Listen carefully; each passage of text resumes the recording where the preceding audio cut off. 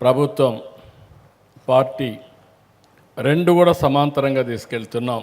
నేను ఎన్నికల ముందు ఒక మాట చెప్పాను, ఎవ్వరు రికమెండేషన్లు చేయొద్దండి, సీట్లు మాత్రం మెరిట్లో ఇస్తాం, గెలిచే అభ్యర్థులకే దండేస్తానని ఆ రోజు నేను చెప్పాను. నేను ఎవరి మాట వినలేదు. ఎన్నికల ముందు ప్రతిరోజు 2-3 గంటలు డేటా తీసుకొని సర్వేలు పెట్టుకొని డే అంతా మీటింగ్లు అడ్రస్ చేసి రాత్రంతా డేటాతో కుస్తీపడి అభ్యర్థులను ఎంపిక చేశాం. ఎప్పుడైతే ఎంపిక చేసినప్పుడే వీళ్ళు గెలుస్తారు, మంచి అభ్యర్థులను వచ్చి దానివల్ల సర్వేలకు అందనటువంటి ఫలితాలు వచ్చాయి. మనకు మీరు గుర్తుపెట్టుకోండి, 164 సీట్లు వచ్చాయంటే అది ఆ రోజు అనూహ్యమైనటువంటి మలుపది.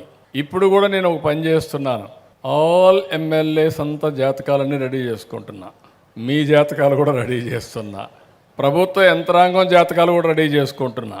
ఎప్పుడు కూడా ఒక సింపుల్ లాజిక్ మీరు గుర్తుపెట్టుకోవాల్సింది, నిరంతరం ప్రజలకు అందుబాటులో ఉండి ప్రజలకు పనిచేస్తూ ఉంటే అన్ని పనులు చేయలేకపోయినా మనం చేసి మిగిలిన కష్టాలు కూడా చెప్పుకుంటే కష్టాల్లో నష్టాల్లో వాళ్ళతో భాగస్వాములుగా ఉంటే ప్రజలు ఎప్పుడూ మనల్ని వదిలిపెట్టిపోరు.